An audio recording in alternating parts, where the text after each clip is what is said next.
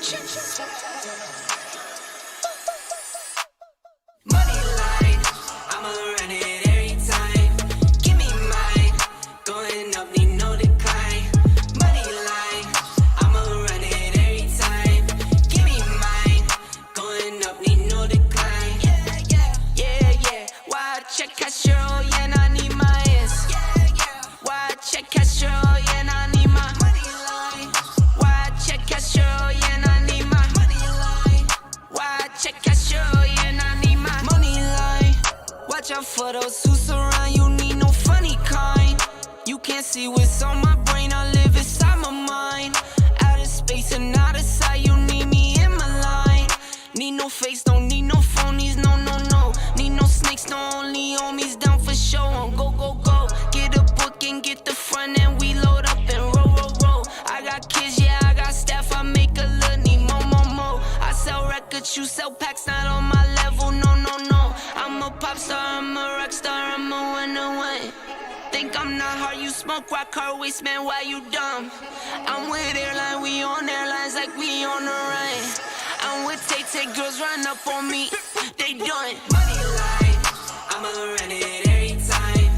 Give me mine, going up, need no decline. Money line, I'ma run it every time. Give me mine, going up, need no decline. Yeah. Why check Castro, yeah, and I need my ass. Why check Castro, yeah, and I need my money line. Why check Castro, yeah, and I need my money line. Why check Castro, yeah, and I need my. The one we have waited our entire lives for. Welcome to Death Row. Like we always do about this time. I'm gonna fight your fucking ass.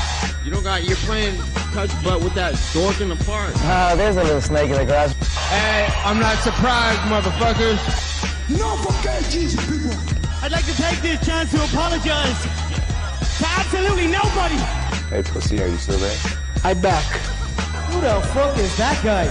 Break out the red panties. We're rich, baby. I would like to introduce.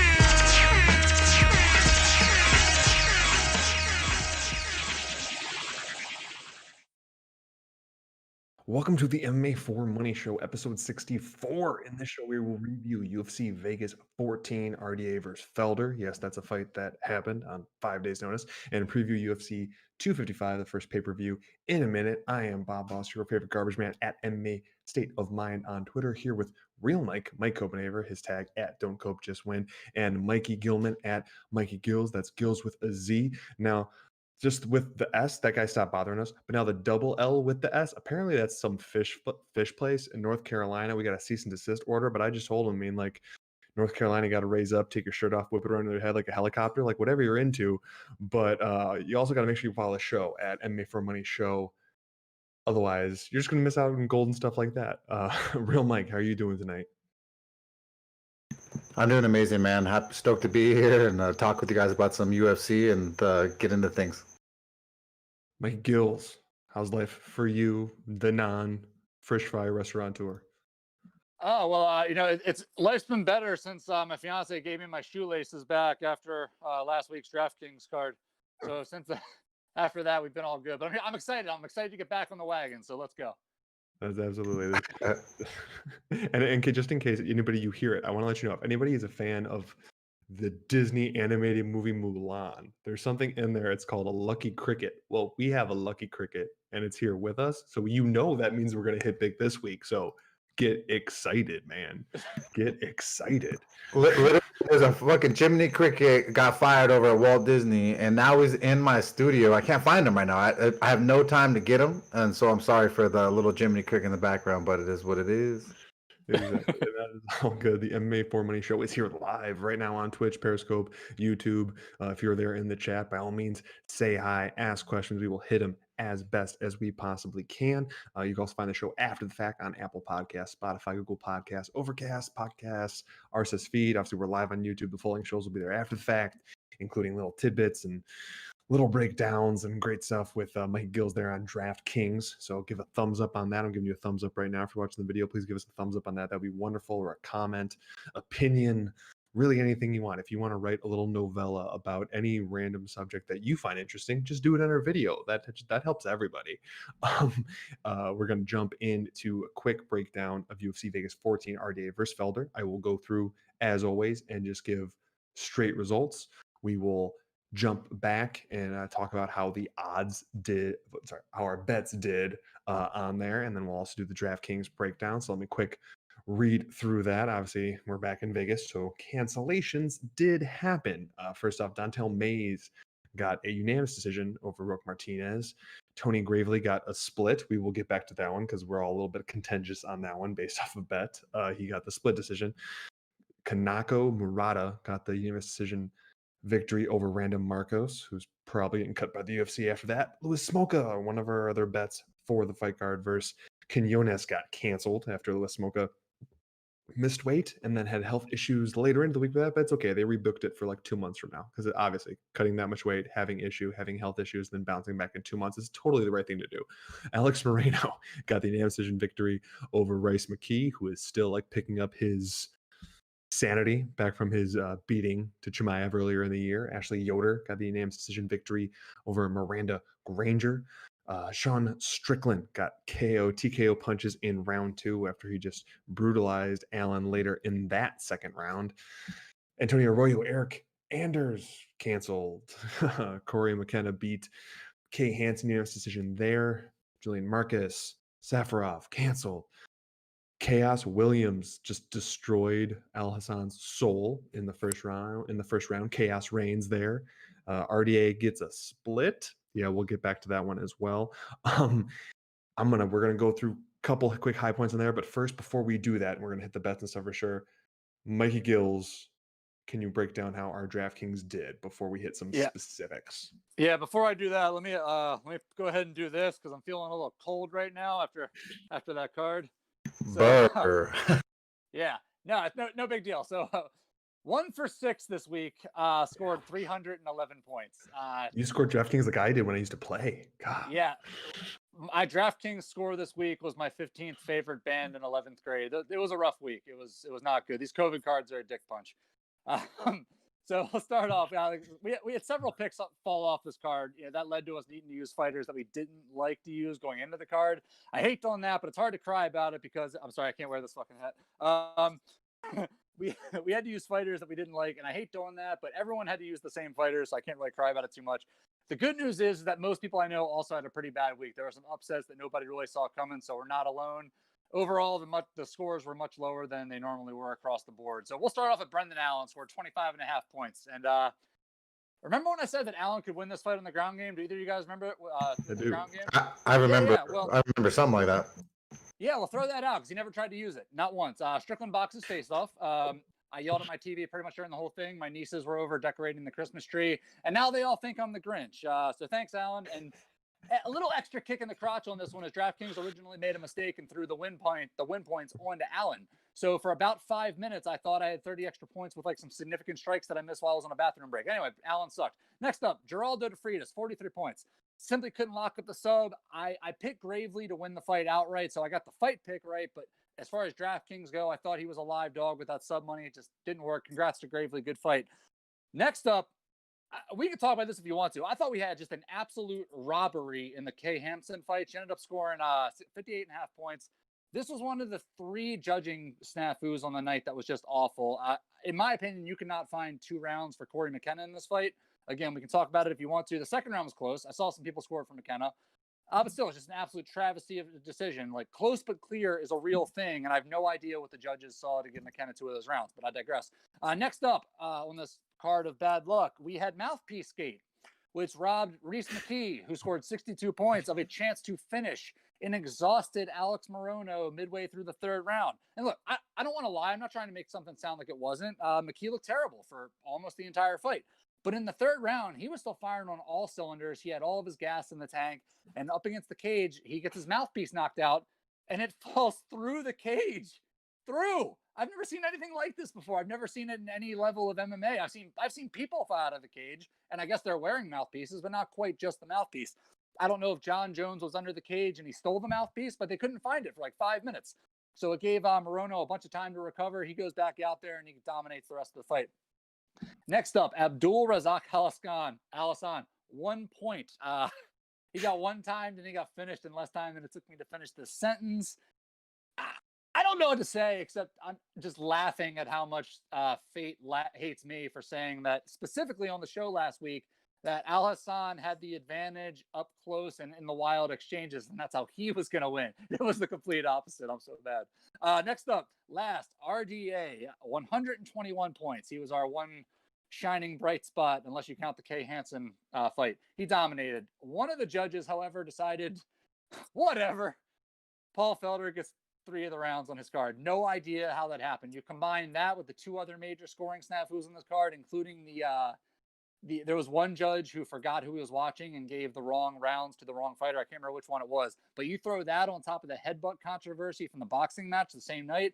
It was a banner night for the Nevada State Athletic Commission. They have some answers to do. No point in dwelling on it. We had a bad week. If you listen to the show, you know that we consistently give out much higher scoring cards than that. So I don't want to focus too much on it or I'll get super angry. So let's just move right ahead. Real Mike, I need, not just a want, I need to hear your take on the Tony Gravely Geraldo de Freitas Jr. fight, because I watched this one after the fact and was just very confused. I knew the results before watching it and was just kind of very confused at the results, like beyond. I know this is like a horrible night for judging in general, and we'll even maybe talk about that in a little bit.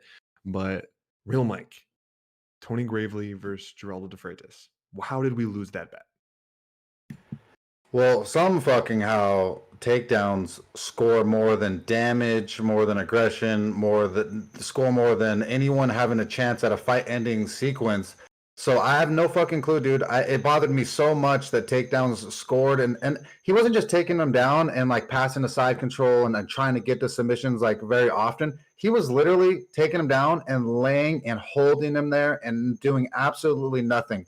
Just like my brother said, Ben Askren used to do, is hold and hug and praise opponents on the ground. That's exactly what he did. It disgusted me, man. For de Freitas Jr., yeah, I mean, it definitely was closer than I would have liked it. But I thought that if for the odds and everything, we were on the right side of that. We were so close to, pulling off a submission and possibly having Tony quit. Like I was basically banking on Tony quitting, and he wanted to quit so bad in that 3rd round. He was quitting. It just didn't happen early enough, and it is what it is, though.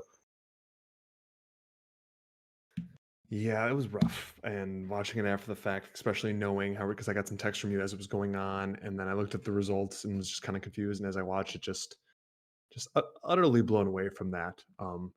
Obviously, that ended up being our only bet on the card, because as I said, the Luis Smolka Quinones fight got canceled. I do want to talk about the main event, that's for sure, and the judging. But actually, I'll tell you what, we will go and talk about the main event, because honestly, like the rest of the stuff that happened on this card, I mean, some of it's great, but you don't really listen to our show for a review show. We go over everything just to be completely upfront about how our bets and DraftKings did, and then we can go forward. But there are a few things that we do have to hit. So we're going to talk about RDA versus Felder, the fight as the whole, and then we can kind of dovetail into a little bit of judging talk before we push on to 255. So RDA gets down to 155 for the first time in a long time. I can't remember who said it on Twitter, but 8-pack RDA was back. Dude was in shape. Paul Felder was in his, I mean, you like to talk about his shape, but the mustache is really what like everyone was focusing on him. But either way, he looked like the best 80s action star I've ever seen. But he got down to weight.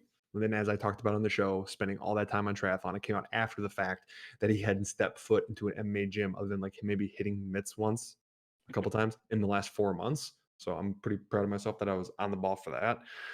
I ended up watching this fight twice, because once you see the split, you're like, okay, I'm very confused. I think at most you can give Felder a round.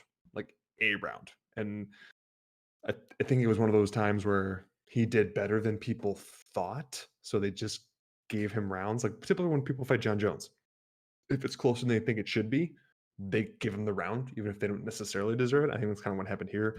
The fact this was a split is utterly ridiculous. And this just kind of capped off a terrible, terrible, terrible night of judging. I know you had your own issues with judging, so we can go a little bit breakdown. We can go to Mike Gills. Talk to me a little bit about how you're feeling about judging and how that went, and then Real Mike, I want to hear your take right after his on just the utter ridiculousness that was judging this weekend. No, it's kind of, I already sort of touched on it on the DraftKings review, but there's no excuse for what happened. There were 3 judging snafus on the same card. I don't know how you begin to even comprehend that. Like, people have legit answering to do. You can't go into a main event fight with a guy like RDA, former champion, who is trying to get back into that picture, and have a judge that can almost take that away from him on a fight that was not even a little bit close. That's insanity. It's not fair to the sport. It's not fair to the fighters. It's not fair to anybody. It's not fair to the fans. Like, imagine, I'm on the DraftKings side. If one of your most expensive plays, I think last week he was either $88 or $8,900. If you use that and ended up losing a decision because there was one more bad judge, you just can't have that. It's disgusting to me. What do you think, Mike? Yeah, I agree with you completely. I mean, to think that Felder had one judge had Felder at all, like win anything, nothing to me. He won nothing. He won basically his paycheck for the round fight that he fought, and that's about it. It was a gift for him, and he's a great fighter, and he's a stud and a savage, for stepping in on short notice. But like we said, RDA was going to be too much, and it ended up being way too much on the ground. I thought RDA would possibly get a finish, and Felder's just tough as nails, and it just but it just, these judges are absolutely terrible. They should be fired and either slandered online to the point where they are accountable for their actions, or they give an apology or a statement for the reason why they came up with these crazy scorecards. But we all know it's just because someone paid a hefty price for that sway. Real quick, Bob, I don't know, are you about to get into it, or were you even going to mention your Twitter poll from earlier about judging? I was going to get into it, but I needed to double check. I need to pull that up because I did it half-heartedly as a joke, but it got more traction than most polls that I do. Yeah. And so this one I did okay, this is what I get. The first time in like months I do more than one poll. Okay, there we go. No, it's fine. Now I feel bad. No, don't feel bad at all. I thought I had it right away, but I did another one about social media. So this one we're going back to actually MMA, and I was actually legitimately curious because I went back on a few of the fights I hadn't seen yet. Because for most of you that don't know, I watch almost all the fights after the fact. I've said, who can score an MMA fight better? A ringside judge, a random person on the street, or just the UFC Twitter collective? I want to break down you these numbers. Okay, so I think there was 33 votes. So not an utterly crazy amount, but enough that this is pretty hilarious. So of the 33 people, it goes down percentage-wise. So 60.6% thought that the UFC Twitter collective could pick a fight, which I don't know. I kind of see that. I mean, obviously, if you get too many fans, they might sway that. And the second place at 33.3% is a random person on the street. Like if you just told them that, hey, Damage wins fights, or who looks like they won, 33.3% would probably get it, in terms of the people that win this poll. And then of ringside judges, they got a phenomenal 6.1%. Yeah, so the likelihood of that, one person voted for that. of the 33, one person thought a ringside judge could actually do it. Amato saw it, was like, that's me. It's pretty bad that the American Idol judges get it better than these guys. Yeah, that is a bit ridiculous. Well, okay, tell you what. So we didn't win you money last week, so I apologize in terms of MMA. But one thing I do want to give you a breakdown on is something ridiculous that we don't always bring up in the show, but especially when there's a week like this, we have to. So for those of you who look at the show, it's the MMA for Money show. And know about the website, the MMAforMoney.com website, where you can also get other things other than just MMA knowledge. So Mr. Primetime himself, Mr. MMA for Money, did his packages on the different sports. This is how ridiculous this did. So this is like in a calendar week, starting from Sunday to Sunday. Okay, so this is the breakdown. Listen to this. So Sunday, he cashed on Chase Elliott in NASCAR plus 55 times 2. Sunday on NFL, he went 3-0 on teasers and won 4 units. Monday went 3-0 on Monday Night Football, got 3 units. Thursday went 3-0 on Thursday Night Football, won 3 units. Thursday, he gave out a Masters play on Dustin Johnson at plus 850 and 1.5 units on that one. Then on Saturday, had a Canadian football teaser that won 2 units. And then Sunday football lost 2 units. But you add all of that up, and in a calendar week, won 25 units. It's so Jesus. gangster, man. That is utterly ridiculous. And like for anyone who doubts this, we get these texts as the week goes on. I could scroll through my text and show you as I got them on the day, and then just going win after win after win after win. It's utterly shocking. Like there's very few times that over the course of a season you're not winning money and winning a lot of money. So if you have any interest in those packages, they're on the website MMAforMoney.com. You could choose if you want to do all sports or just individual sports. Obviously, some sports are starting to come to an end with a lot of playoffs happening, but we still have football going, still have golf going, still have NASCAR going, and obviously we'll handle the MMA. We'll do better next time. I promise. We always bounce back. We always do. But he more than covered our loss for you guys. So if you want to make some serious money, you should really look into that. So that is our silver lining on our botched bet. But as like me and Mike were talking going into the fight, once the Smolka fight got canceled, it's like very rarely are we like allowed to have two bets go into a Vegas card. It's almost exclusively Vegas cards. At least one of the ones we pick gets canceled. So here's hoping that doesn't happen this week. It's so annoying for Bob and I to get in the groove, but like MMA for Money is absolutely ridiculous. That's the reason why I started following them. And in the beginning, it was I'd see him on Twitter posting his NASCAR picks, and I'd just like I'll remember those three, and almost fucking 2 of 3 times that he'd post his picks, he would win the NASCAR race and clear like 8+ units. And then I was like, oh, I got to be friends with this dude. And he ended up being real close to cool with my brother and stuff. And so we ended up just clicking. And he taught me a lot about cryptocurrency and introduced me to a bunch of good guys. So it's a tremendous community that MMA for Money introduces you to. So it's nothing like just another sports bettor or tout. MMA for Money is a family, and all of us are family, and that's why we all love each other and love doing the show. So basically, if you want to win money and are going to pay someone 4 picks, he's the most proven I've seen, just in the collective of being on Twitter for, I don't know, probably like a decade at this point. He's really the only one that's been consistently winning as far back as I've been following him. So if you want to give money to somebody, please give it to him. It goes for a good cause. You might not believe that, but it actually does. So we're going to jump into UFC 255, Figueiredo versus Perez. I don't care who says it. This is pay-per-view quality. I know I'm maybe not the biggest star power, but like it's a good card. It's a little bit tricky in terms of bets, and we'll get into that because there's some huge favorites. Some rightfully so, others not. Now, while we were going through the show, the review portion, I had to do some editing because since a couple fights have changed around, they've completely revamped the fight order. So I apologize to both of you guys. I sent you the notes with the order. They went ahead and changed it all. So it's not 100% different, but it's different enough. So it more just changed the first 5 fights kind of got jumbled around.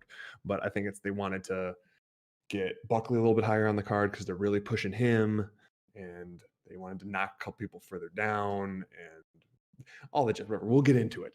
The very first fight on the card, we got Louis Koski.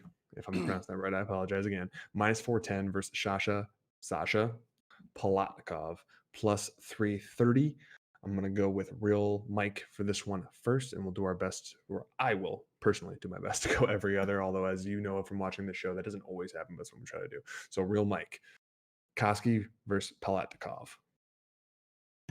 Yeah, on this specific fight, I actually think it's a little bit of a shit show between 2 fighters who, both of them to me aren't that good at all. They're never going to make it a top 15, not even close, never going to get to it, but they're here. So it is what it is. Kolski, I think, is going to win the fight.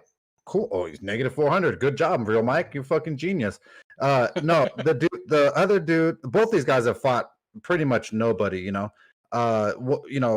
Koski's got a guy on his record. He's fought 18-40 fucking 2 at one point. 18 and 42. A lot of experience. That's a lot of experience. It's a lot of experience at getting your ass whooped. And so the fact that that's one of his the accolades that he's done, it disgusts me, And then the other dude is even more disgusting, I don't even know where to go. He won his last fight. The guy was 3-4. Cool, dude. Sounds like me and Mikey Gills could step in there and whoop that guy's ass.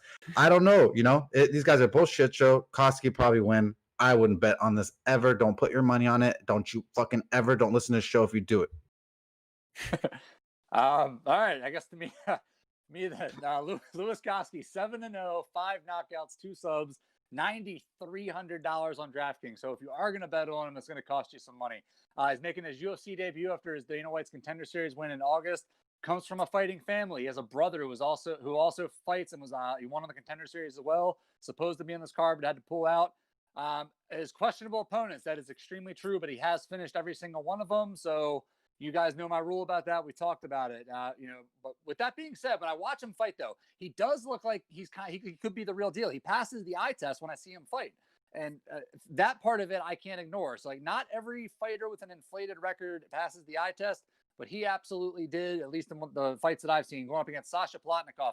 5-2, 2 knockouts, 3 decisions, going off for $6,900 on DraftKings. Also making his UFC debut. Last fought at the end of September against the 3-4 fighter, Paulo Henrique. Not impressed at all by this guy's record. Sort of the same. He's beaten a bunch of guys with a few fights, and he lost to a 7-1 guy. He does seem to be pretty well-rounded. I can only find a couple of his fights, but he looked fine on the feet. He had good boxing, but he did try to get every fight that I saw to the ground. Didn't look bad once he got there. For me, the pick's Koski. He's been steamrolling everyone he's faced, and he's doing it in a scary way. And, we just talked about it, but you know my rule by now. It's the college football rule. It applies to MMA, and it's as long as you're steamrolling bad competition, I can't hold it against you. Koski for the win. I'd be shocked if he doesn't get the stoppage. With Prince resounding with these are the two guys, I don't see how you could bet this. I mean, technically, if you're feeling super froggy, you could go Koski in round 1. That prop isn't out yet. I checked just to give you guys those odds. Those aren't out yet, just inside the distance type stuff. But even that, you're not really getting that good of odds here. I do think the UFC is kind of setting up Koski to look good. Obviously, he looks really good on Contenders, so he's kind of one of Dana White's little projects. So they're bringing in a guy that's going to also come after him in the first round, and Koski's Mr. One-round fighter. So you got a guy that's going to throw versus a guy that's good at finishing in the first round. I know picks Koski, not to obviously that's not news to anyone. He's minus 410 for a reason. I think he's going to go there unless he literally just runs into a punch or exhausts himself by nearly finishing Sasha. So Sasha can pull it off. Kudos, Sasha. Next up, we have. See, that's why we need to decide on this, because this is going to be, and they're not fighting on the same card, but typically me and Real Mike have a rule. Or it's my rule, but it's transversed everything. It's within MMA, you can't have 2 good siblings. You just can't. So there's always going to be a lesser and a greater. You cannot name me a sibling. It's the Jason Guida rule. Yeah, well, we got fooled for a second for the first time ever recently when Herbert Burns came in hot for a second. Me and Bob, we were like, oh my God, is it he was doing a Shevchenko light theory not going to play into factor? But sure as shit, Shevchenko light came back fucking sure as shit. So listen to Bob. No, Mike, you were just talking about Burns. That was the first card I ever did for the show. That was me and you. That was our episode.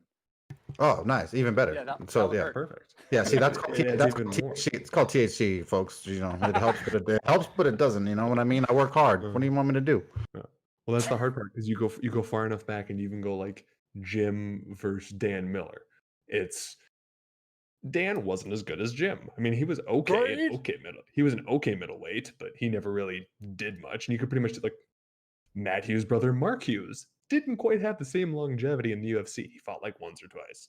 And I mean, it holds true just pretty much all the way throughout. And I hate to say it, I think Kyle might be the lesser then. We'll find out. Ooh. But Kyle Dawkins here at minus 310 versus Dustin Stoltzfus at plus 255. Mikey Gills. Am I right or am I wrong on Dawkins brother? Is he the light version, or is he is he Coors, or is he Coors Light? Look, you know me. I'm Chris Dawkins' biggest fan. I might have been his first fan. I was on him from his debut in the UFC. I bet him as an underdog. He cashed with a knockout. Bet him again the second time. Cashed again as a dog with another knockout. So for me, I'll just say this: Kyle Dawkins hasn't been as nice to me. I'll just throw that out there. But we'll throw all that out for right now, because we're going to talk about Kyle Dawkins, 9-1 with 8 subs, 1 decision, going on for $8,800 on DraftKings. We just talked about the controversy with his family. Thanksgiving could be a little awkward this year. We have no idea. Hopefully one of them uses an excuse not to come because of COVID. Maybe they can avoid it. Anyway, He lost the first fight of his career in his last outing. He dropped the decision to Brendan Allen. That feels like a fight we might see again down the line. Both of these guys could be names in the division going forward. Stylistically, he's a grappler first, and to put a point on it, he is an animal on the ground. It's pretty much it's the last place you ever want to end up with him if you're one of his opponents. Speaking of his opponents, we're talking about Dustin Stoltzfus. 2 knockouts, 5 subs, going for $7,400 on DraftKings. He's making his UFC debut after winning on Dana White's Contender Series back in August. He's won his last 10 straight, dating all the way back to 2015. And you watch his tape, he's got some good grappling, but I don't see anything that makes me think he can really hang with somebody like Dawkins on the ground. It just feels like a battle of strengths. And when you stack the two up against each other, Dawkins just seems like the superior guy. On the feet, we know Dawkins isn't really that bad either. We saw it in his, the fight against Allen. But I don't know. I don't really see Stoltzfus having enough power or mobility to keep Dawkins off of him. And for $8,800 on DraftKings, I like Dawkins as a play, and I think he's gonna get the finish. But at worst, we're gonna see like a dominant decision from him. And his style does tend to lead some points. So for $8,800, I would recommend him. Yeah, on this fight, I was going back and forth trying to find the silver lining in Dustin Stoltzfus, and don't get me wrong, a BJJ purple belt. He's a decently big dude, but not as big as Dawkins is going to be. But he's got terrible striking. I mean, the guy he literally has nothing to offer. He doesn't have any very good combos. He's more of just a one-punch pony type of dude, and not even with power. So I don't really like him at all. I think Kyle Dawkins has enough experience now. BJJ black belt, 2 belts superior to Dustin Stoltzfus, who that's what he loves. He thinks he's got really good wrestling, and he won. I believe he won his last fight. The guy got injured with his arm when he took the guy down. But it was a total fluke. It was nothing deserved. I've seen a lot of wrestling matches where people fucking double leg, single leg people and slam them on their fucking neck and head and fuck them up real bad. That dude was so fucking lucky, flailing like one of my chickens back in my backyard in the morning when he's trying to lay an egg. That fool was so soft, he fucking got his arm all flimsy and got it hurt. Well, this ain't gonna happen with Dawkins. Kyle Dawkins, I believe, is gonna whoop this kid's ass. That's just my opinion, and we'll see how it goes. Sorry, something was glitching. We're back. I'm on the opposite side. I have no bet on this as of now, but just simply, I think that, again, these names, just go with Dustin. I think Dustin has just good enough of a ground game to defend, and I do think he has good enough wrestling to keep it on the feet. Yes, Kyle is getting better on the feet, but obviously it's not his preferred. He wants to go for that rear naked choke. He wants to go for that Darce. Those are his weapons of choice, and I just think he's going to be able to get to that point. So just in terms of like a dog being plus 255, I might be trying to find something in there for like a decision, maybe just like a small little prop, just like kind of like a fun play. And then there'll be a personal one. That's not on the show, but I do think it's closer than the odds indicate, especially if Kyle can't get it to the ground the way he wants to, and I just don't think that's going to happen here. So my pick is Dustin Stoltzfus. There's a lot of letters. This is a rare time where Bob and I disagree. We're talking about, it's probably like 1 of 20.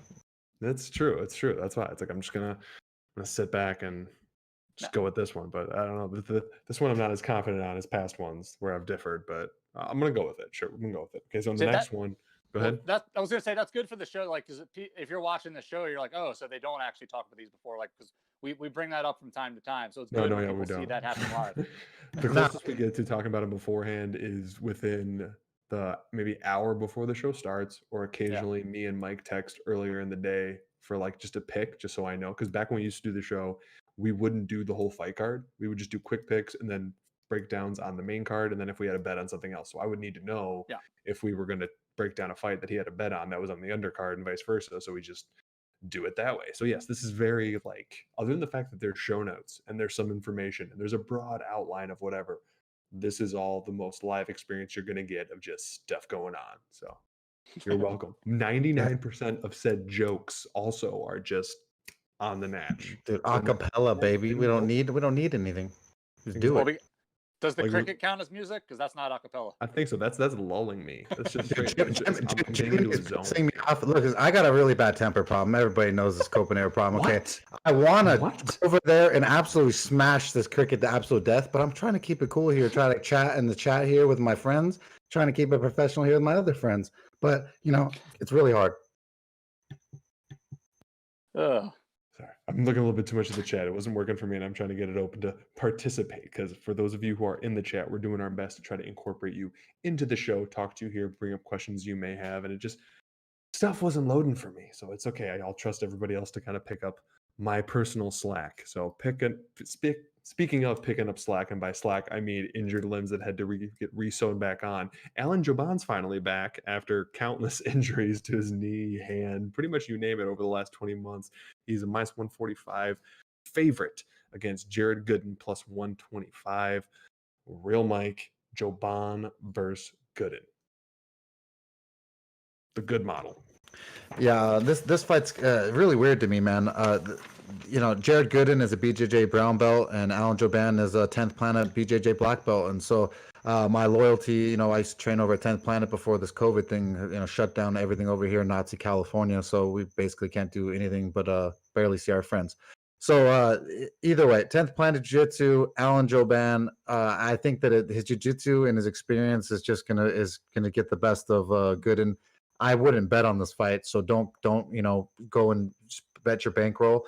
Joban has other things going on. I don't see him as a full-time fighter, so that could end up hurting him tremendously. So, but I think that the BJJ cancels out the Jared Gooden's BJJ absolutely, and then they're just going to end up maybe striking, and then striking Joban's actually not that bad. So. Yeah, no, I'll start off. Keep going with Joban. 16-7, 10 knockouts, 1 sub, going for $8,300 on DraftKings. He's 38 years old, but he did just sign a new 5-fight deal. He is not done yet. That is definitely something worth noting. He has lost 3 of his last 4, with his last 2 wins coming up against Ben Saunders and Mike Perry. But in his last fight, I personally thought he won. He chased the guy around the cage for 15 minutes, and the judges gave it to the other guy. We just talked about judges. Don't need to do that again. He's nearing the end. He's 38 years old, like we said, but physically he's still in great shape. He's a creative striker. He's got good speed, good power, works well from distance, up close, got nasty elbows up against the cage. It's really all about his health after the injury and the layoff. He tore his ACL. He had a problem with his hand, and he hasn't fought in over a year and a half. But when healthy, this guy is still, even at his age, a very good athlete. Going up against Jared Gooden, 17-4, 7 knockouts, 7 subs, going on for $7,900 on DraftKings. He's making his UFC debut. He's won his last 3 in a row, all by stoppage. But we were talking earlier about fluffy records. This guy has got all the fluff on his record. Of the last 3 wins that we just talked about that he had in a row, the combined records of that guy were 15-18. And something to worry about is that 3 of his losses have come to the few of the fighters he's faced with any kind of good record. As recently as last year, he is getting annihilated by multiple guys with just 7 wins on their record. Like, this guy, there's a lot of red flags with him. He's getting blown out by guys that couldn't win on the Contender Series. Even in the wins he has against guys with good records, they have entirely padded records themselves. I just don't trust this guy. I haven't been impressed with Gooden at all from what I've seen. Like, he's very slow on the feet. He has power, and if you stand there and you let him hit you, he can hurt you, but it's not crazy power. You talk about his brown belt or whatever. I don't see anything special with his grappling at all. Like, he's supposed to be a brown belt. I've watched entire fights with this guy where he just lays on his back and offers absolutely nothing. I cannot help that somebody gave the guy a colored belt that was brown, bro. I got some brown belts in my closet, but they're definitely not from jiu-jitsu. No, he ended up he got beat by a guy in a 3-round fight. He ended up training with the guy. I believe that guy's actually his cornerman now, but literally for 15 straight minutes, the guy just took him down. And if he's a brown belt, I mean, my God, give it back, because he literally offered nothing. But, getting back to Joban real quick, like, if he's healthy and he's able to compete at that level that we saw him at last time, like, I really do expect Joban to be able to win this fight, and pretty easily. I mean, from what I'm looking at, he seems to be better everywhere. He's got that veteran experience. So if those injuries and whatever aren't that bad for him, $8,300 seems like a steal to me, and I would definitely play him on DraftKings. No, my biggest thing, I'm pretty much lockstep in line here with Joban. The injuries are scaring me off, because normally Joban fighting someone like this at this price is like a must bet, but those injuries in there and his age, like I believe he's turning 38 at the end of this month, so he's pushing it. He was a longtime Muay Thai like coach at like a gym, not like a gym, but at like a fitness gym, and obviously has the belt in 10th Planet Jiu-Jitsu. Dude is an athlete, and he's very clinical in the clinch and with his Muay Thai. And in the clinch, he has this fight, and I just think he's a more disciplined volume striker. And anyone who listens to the show for long periods of time know that I love me a disciplined volume striker who can actually throw in combination, and Joban actually can. And like he said, Mike Gill said about previous fights, like he will go after you if he needs to, but in a smart way for the most part. He's got decent chin on him, can take damage, but also has pretty good defense. So really the biggest thing that's keeping me away from a bet on this one is the injuries and the layoff. It's like just too many X factors, and like not sure about what his training scenario is. Like it'd be one thing if he was training consistently and then like lockdown happens and stuff like that, and he could just kind of maintain and work through that. The dude's been fighting back from injuries during all of this. So pick is Joban, but I don't no bet here, but if he was plus money, I would have to. But yeah, it's too long from any type of anything, really. Next up, we have Nicholas Dalby. 2 plus 260 versus Daniel Rodriguez minus 320. Now, this will be our first bet on the fight card, but you know what? No, I'm not going to give it to the guy that's actually doing the bet first. No, I'm going to follow this order that I created for no reason other than the fact that it changes things up. So, Mikey, Dalby versus Rodriguez. All right. Well, I hope I don't anger whatever the better is picking. So we're going to start off with Nicholas Dalby, 18-4-1, 6 knockouts, 4 subs, going for $7,100 on DraftKings. I lost my first round rear naked choke back in July, but won 4 out of 5 before that, including a no contest where he took and delivered a brutal beating in Cage Warriors, where the ref deemed neither fighter able to continue. There was blood everywhere. It was disgusting. Really exciting style. He comes forward, throws down. I can only assume that in his living room, he has like a big oil painting of like Max Holloway just pointing at the ground. I don't know. He's that type of guy when he fights. Going up against Danny Rodriguez, 13-1, 7 knockouts, 4 subs, $9,100.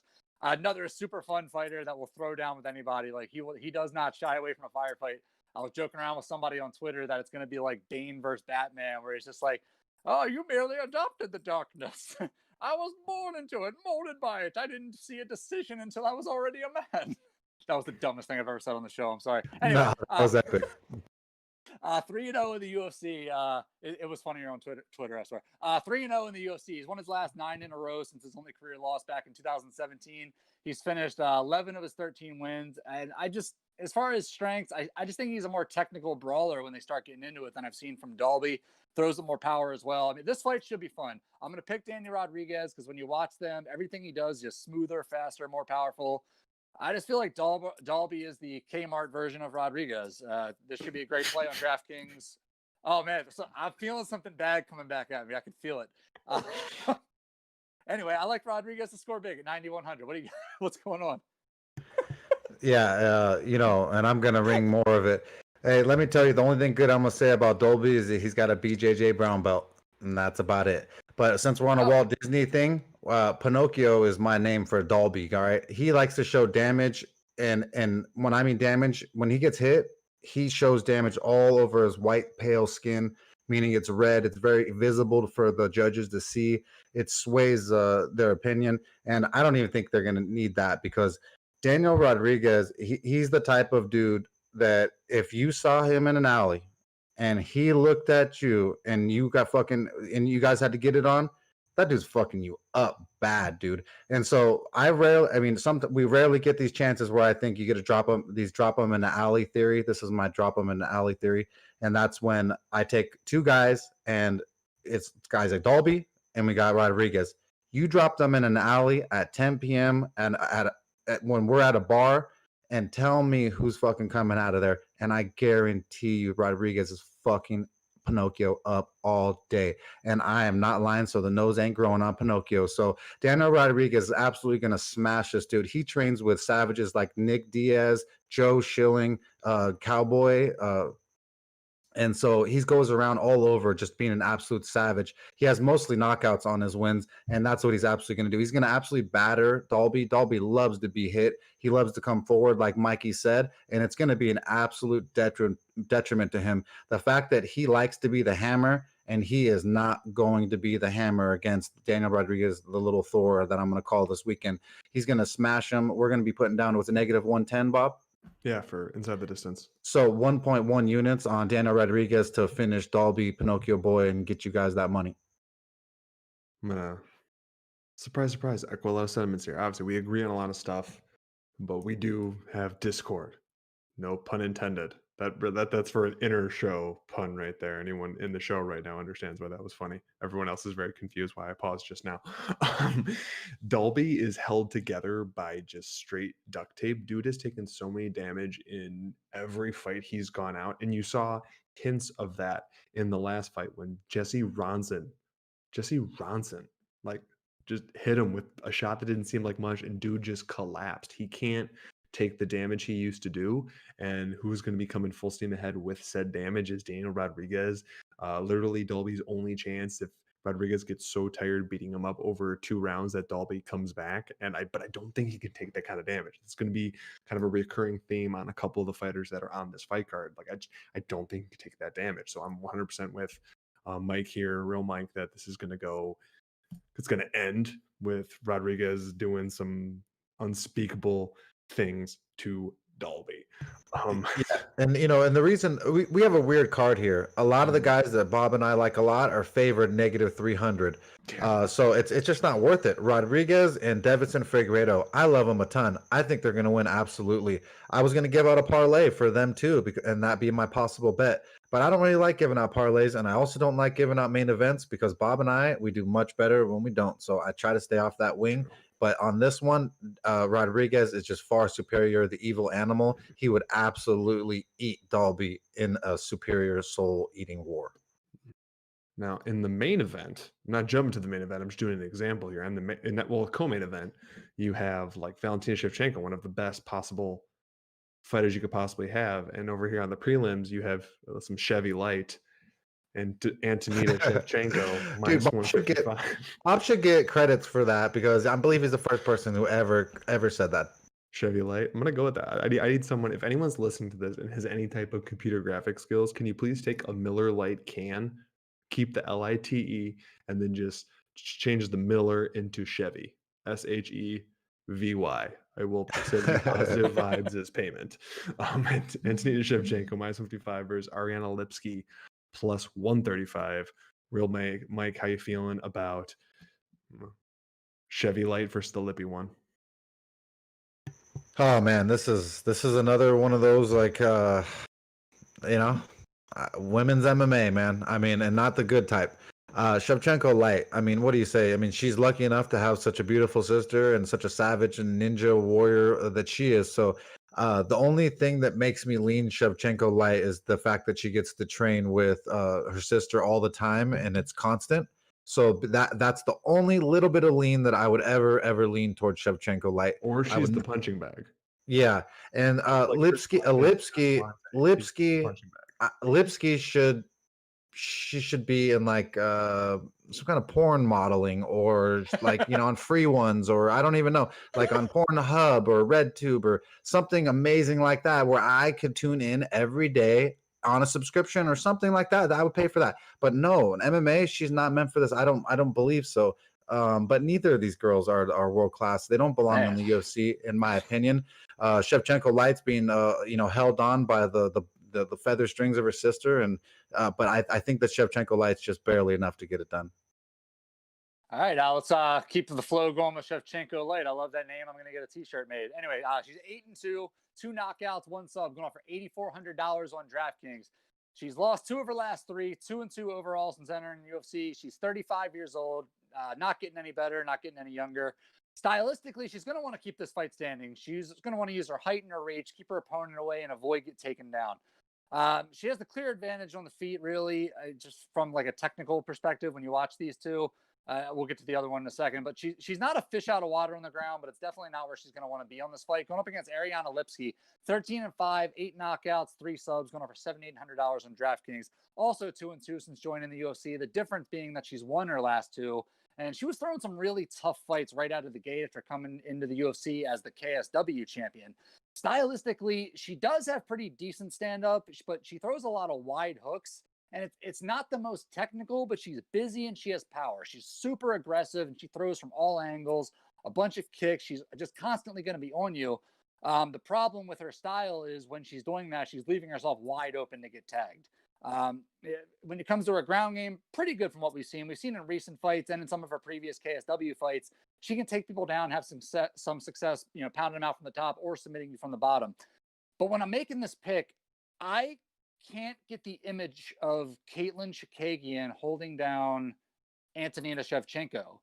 And that's a tough loss to explain to someone who is not known for, or was primarily known for their striking, and B is not that good. I mean, we talk about Chikagian, and then I think about the loss to Roxanne Modafferi, and like Lipski's she's a solid enough grappler, and if she doesn't get caught and get cracked too hard in those wild exchanges we were talking about, I think she can make this ugly and maybe even finish at some point. But I mean, even if she can't, she is busy enough and she's powerful enough on the feet to at least land enough to score points and just have like a good floor on DraftKings. So when I'm making this pick, I am leaning Lipski, and at $7,800, I think there's worse underdogs you could play on this card. I like Lipski for a high floor and a chance at a win.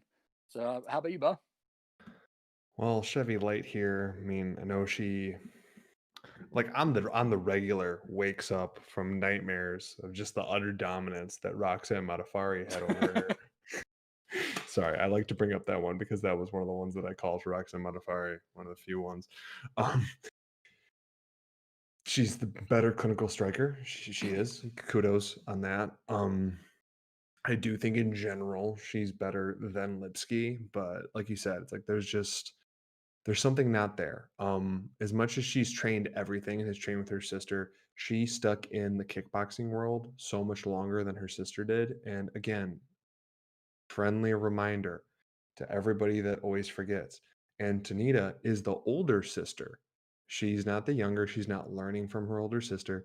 She's stuck in kickboxing for so much longer while her sister Valentina was kind of going back and forth and ebbing back and forth and learning both things and focusing on the grappling and starting to learn some wrestling. But even Valentina, like her wrestling isn't amazing. Like you'd be surprised. Sometimes you're surprised when she can get taken down, especially earlier in her career, and then end up transitioning it into something. Antonina doesn't really have that. So I don't know. I can't trust Antonina at all. I mean, obviously she's in trainer camp with her sister going into this, but you kind of get the feeling that she's second fiddle, which is a bit rough, but hey, it happens. So, God, I don't want to go Lipski. I really don't. I'll go Chevy Light. I have to do it just because I think Lipski is not good. At least, basically, Antonina is. She doesn't have the intangibles, but she has like the framework.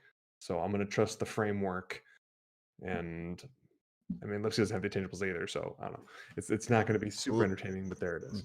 The only framework from Lipski is that butt, dude. That's the only framework that I'm be trusting. End of story. Next. Well, there you go. Next up, I'm just gonna give you the actual fight and not the odds, because mid-show my mouse died, so I have to get a cord for that. But I can give you the fight. I know the fight off the top of my head. The odds are shrunk down now, but it is Joaquin Buckley, or Joaquin, however you want to go with that, who has just utterly taken the Vine's not a thing anymore, but the viral world by storm with his knockout, even getting sampled for the new Kanye West song, which is a bit ridiculous, versus Jordan Wright, and big favorite over minus 200 there on Buckley. I think there's some recency bias there. I do think obviously he's the better guy here, but a little bit of recency biased. So Real Mike, can you talk to me a little bit about Joaquin Buckley versus Jordan Wright? And I'll go to Mikey Gills. So if you're watching live and I disappear, I'm going to get a cord. I'll be back. I promise. Yeah, well, if you remember last time, I actually bet and picked Buckley versus Impa last time when he did a spectacular performance. And that's after betting Impa, after Impa won his bet that I bet him. So it was a weird transition. But I really like Joaquin Buckley. I liked him because when he fought Logan Storley, who was a world-class wrestler over in Bellator, he showed me a little bit of heart, by not being finished and not being, battered too badly by someone who can throw you around on the ground. And Jordan Wright is not that fucking guy. And so this one is going to be really weird. I think the power advantage for sure is with Buckley. Jordan Wright is a goofy, weird. They call him the Beverly Hills Ninja. I live near Beverly Hills. I was just over there, and I didn't see no Beverly Hills Ninja full soft. Okay, this guy is not deserved to be over. Have that name. I don't know who named him that, but he's not having that name to be here for the big time. So, Joaquin Buckley has got way too much power for the kid. I think he's going to end up just absolutely devastating them and finishing them. Yeah, let's keep on with Buckley here. Is 11-3, 8 knockouts, $8,900 on DraftKings. Just so far in the UFC, just the epitome of highs and lows in his last 2 fights. He was executed by Kevin Holland on short notice, and then he came back 2 months later with the Impa knockout that you were talking about. Just one of the greatest knockouts you'll ever see. Good striking on the feet, solid boxing, and as we saw against Impa, he can get creative in there as well with his kicks. He's going up against Jordan Wright. He's 11-0, 1 no contest. That no contest is important. 6 knockouts, 5 subs, going for $7,300 on DraftKings. For starters, he should be 11-1-1, or I'm sorry, 10-1-1, or whatever it matters out to be. There was a no contest in a fight where he was beaten to the living shit out of him, and he was finished. I mention that because there's a lot of people that can get swayed by an undefeated record. He's not undefeated. Don't get fooled by that. And another guy on this card, I know it's broken record at this point, but he is another guy with some absolute trash opponents. I mean, you look at his record. Go look it up for yourselves. You will not believe how bad this man's resume is. His first 8 opponents had a combined 1 win. 8 opponents, 1 win. That's disgusting. I know I had the general rule and we talked about it. If you destroy bad competition, I don't hold it against you. But even that rule is a fucking limit. I mean, what are we talking about? He has wins with guys with 0-21 records. What is going on?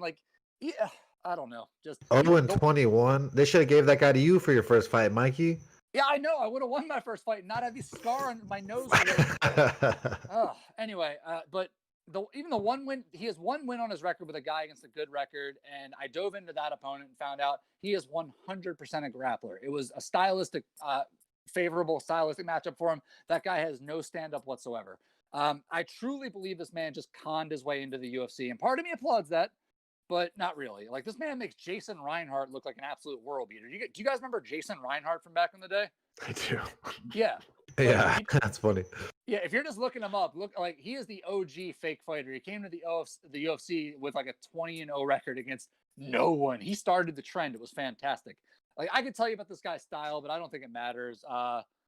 Buckley's going to beat him unless you guys want anything else. Buckley's going to win this fight. No, I'm with that. I finally got something somewhat situated. I'm back for those of you who are not watching video. It's only about a 2-minute stint right there. I knew right where record was. So party. So the odds for those that are really itching to know, yes, Buckley is -255 against Jordan Wright +215.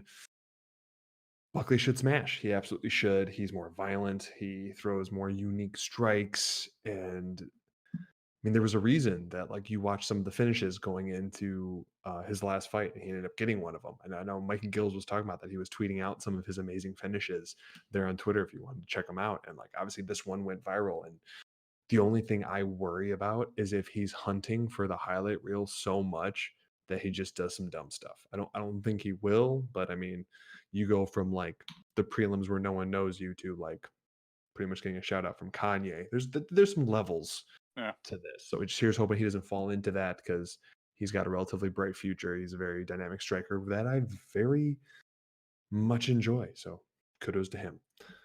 Now we are going to talk about the Brandon off. Only one person leaving gets to keep the name. The other person has to take the middle name, and there will be one less Brandon in the world. Okay, that's probably not true, but it'd be cool if it was. Brandon Moreno is -190 versus Brandon Royval at +165. This will be another bet for us, but I'm going to go with Mikey Gills first here to talk about this one with Brandon versus Brandon. Yeah, let's start off with Moreno. 17-5-1, 2 knockouts, 10 subs, going for $8,600 on DraftKings. I love Brandon Moreno. This is not going to be a breakdown where I really negatively talk about either. I love both of these fighters. Very busy striker on the feet, great scrambler on the ground, super aggressive grappler. I can't remember off the top of my head. I think he's a purple belt, but he grapples way better than that. Regardless, a former LFA champ, super aggressive, throws a lot of heat on the feet, just an all-around solid fighter. He has the same. Both of these guys really have the same problem in that they're both easy to hit when they're stand-ups. They both have just a lot of defensive holes. Specifically Moreno as well. He's just got more of that boxing approach. He throws a lot of heat, throws hard, and leaves himself open for counters. Going up against Brandon Royval, 12-4, 3 knockouts, 8 subs, going for $7,600 on DraftKings. Another former LFA champ. There can only be one. I was going to use the Highlander voice, but I did so bad with the Bane voice earlier that I'm never going to do another movie voice ever again. Get you on Cameo where you could just do the voices for a little bit of extra scratch. Yeah, I'm going to be embarrassed forever about that. Anyway, Factory X guy. We talked at that camp on the show. We all love it. He's won his last 4 straight, all by submission. Stand up again can be a little reckless, but he does use that. He uses that to get in close so he can get his opponents to the ground, where from there, he's just an absolute nightmare. I do think he's a little better than Moreno on the feet just because you have really no idea what he's going to throw at you. And that unpredictability at this point is really just baked into his game, and it's now become a strength that you can rely on with him. Above all else, I expect this fight to be entertaining. Both of these guys are busy. Both of them are go for the kill fighters, and each one really has multiple paths to victory. But I just think Royval is just a little better everywhere. I think he's just on the feet, on the ground. He's just a notch above. He's a true finisher. And luckily for us, he is at dog money on DraftKings at $7,600. And I'm telling you right now, he's going to be in our lineup. He is a point scorer. Brandon Royval, lock him up. Yeah, and I absolutely love both these guys. Both of them are great dudes, great and mixed martial artists, and the way that they both scramble in jiu-jitsu transitions and wrestling, it excites me greatly. So if you like that type of stuff, you definitely want to tune into this match because there's going to be a lot of transition, submission attempts, and all kinds of wild and crazy stuff. I don't quite understand how Moreno has gotten by, with such wildness, kind of. He's a little sloppy, he leaves himself open. I'm not quite sold on him yet. In any way, I don't think his striking will ever be world class enough. And then even on the ground, like he's slick and he's sharp, pretty sharp and stuff. Obviously, it's the UFC, but the way that Royval locks in submissions and really hunts for them, and I've rolled on the ground with some straight killers like Barrett Yoshida and my brother and others. So I've been punished before. I just think that Royval is superior to Moreno on the ground, and I think that the odds are just a blessing. And you definitely this is the side to be on, and we're going to be throwing down that one unit because of that. Oh, nice. Yep. This is my bet for the card on Brandon Royval at the plus 165 for you guys. We'd love to give you a dog. The value is definitely on his side. I think his striking is better than Moreno. It's cleaner. I think he will nail Moreno coming in. Obviously, Moreno is a forward action fighter. One thing that has been so great at flyweight has been scrambles. You've heard me talk about that in the past, about the scrambles. Usually the guy that wins the scrambles wins the fight. And Moreno's great at the scrambles. The hard part is he has a little bit of that Tim Elliott syndrome where he's willing to put himself in bad spots in those scrambles to ultimately get to a better spot. But eventually you get caught. I mean, heck, Royval was one of the guys that caught Elliott in one of those type scrambles. Brandon Royval is what I love to see. He's an opportunistic finisher. Although he is so good on the feet in comparison to Moreno, obviously there's people that are better than him. He's an opportunistic finisher. If you give him a limb, he's going to take it. If you give him a neck, he's going to take it. If you give him an opening for a shot, he is going to take it. And somebody with a killer instinct like that, you can't count out. And Moreno loves to put himself in bad spots. So although maybe athletically Brandon Moreno is ahead, I'm going with Royval as the one who is not only going to win, but is going to walk away with the name. And honestly, I do think he has a solid chance for a finish, which I would love to see, but I'm not going to put too much on that, and I don't always need to do props. And for this one, it's just Brandon Royval straight at the plus 165, just to cash you guys out for a nice little underdog play. Now, next up, we got Mike Perry, who's being cornered by his pregnant wife, fiance, whoever, and who also just claimed to have joined the Mile High Club on Twitter. Nice. He's minus 145 versus Tim Means, the Dirty Bird, plus 125. Been a long time Dirty Bird fan. Although he's done me dirty sometimes. In hindsight, this makes a lot of sense. Yeah. But real Mike, talk to me about probably the dirtiest of Mikes, Mike Perry versus Tim Means. Yeah, I guess it's fitting to go to me first since my brother's War Machine.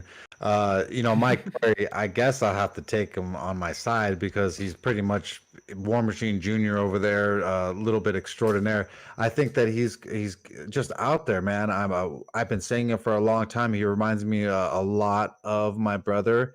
And once they gave him the alter ego to go off and run with over at the UFC, he kind of just went a little too far. And 1 second, I'm gonna. Okay? Went a little too far with it. Yeah, sorry, my mouth was off on the audio. So the guy, he needs to stop, man. I've seen my brother basically ruin what was a great career with someone who had a lot of skill and talent to, basically, nothing. He's in prison forever. I think Mike Perry is on his way there. I know this is a fight we're supposed to talk about, but I just think that Mike Perry is just a total detriment to himself. I would never bet him because of the fact that I just can't trust him anywhere mentally in that fact. That's the reason why my brother lost most of his most recent fights was just because he was just fucking totally shit show all over the place. Very much like Mike Perry, not training with the same people that he should be, not having the same effects with his training partners and having the same community around him. And so I just think I think Mike Perry has more damage to give out, and he could and should win this fight, in just my opinion. But I would never bet on him, and I can't. And I wouldn't bet on Tim Means either because he's a little too old and doesn't have as much skills as he used to in my sense of damage to give out. So I don't know. It's a weird one. I'd favor Perry. So you're talking about betting.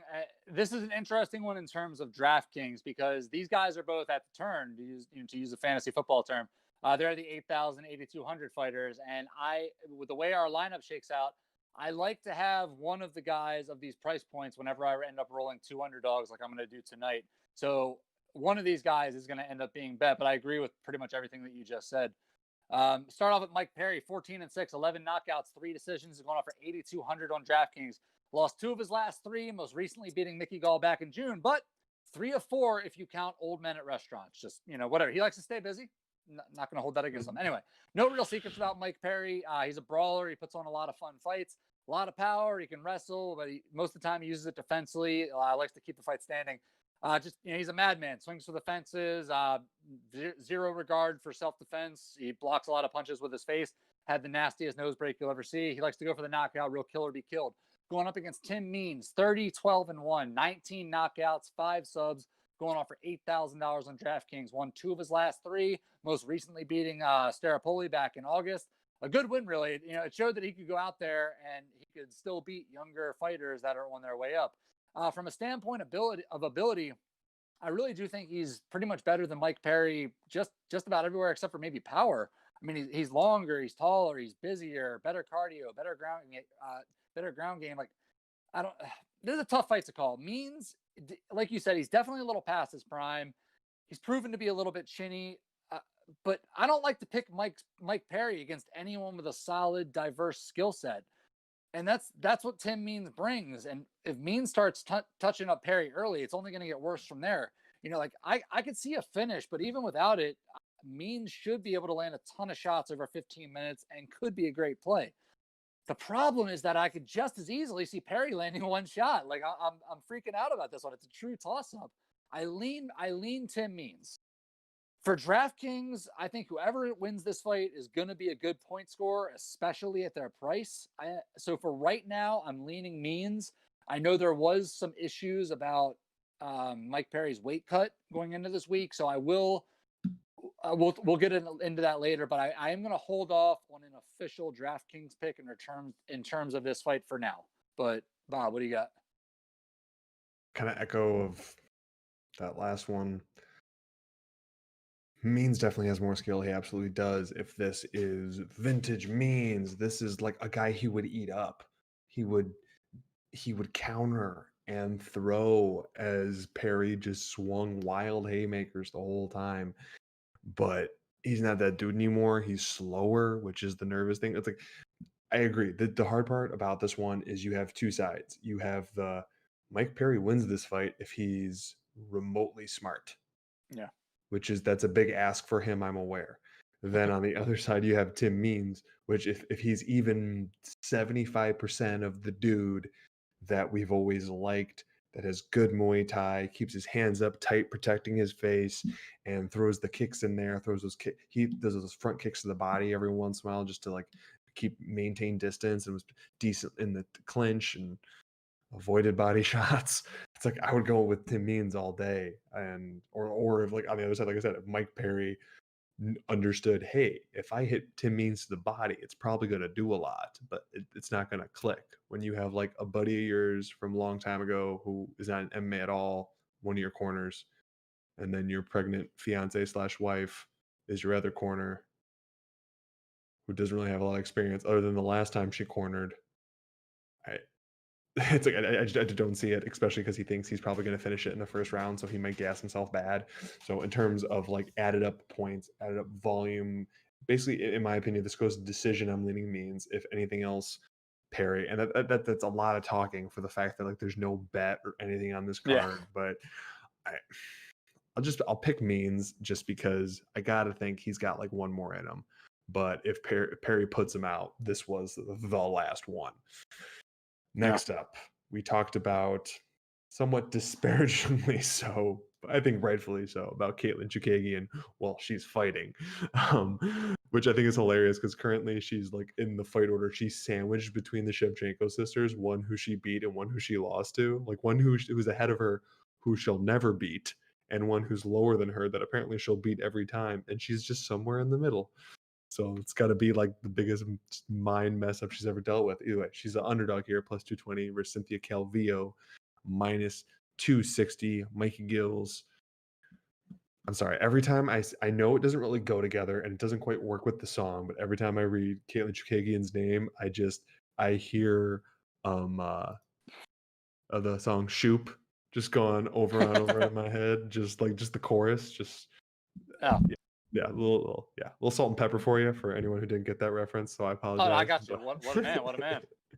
No, I think immediately of Ralphie with you. I choose you. That's the first thing. That works too. But let's start off with Caitlin Chukagian. 14-4, 2 knockouts, 1 sub, going for $7,500 on DraftKings. She's lost 2 of her last 3. Fought both of the Shevchenko sisters, like you said, winning and losing against the ones that make sense. Most recently losing just over a month ago to Jessica Andrade. She got tagged with like a really bad body shot. She's making the quick turnaround.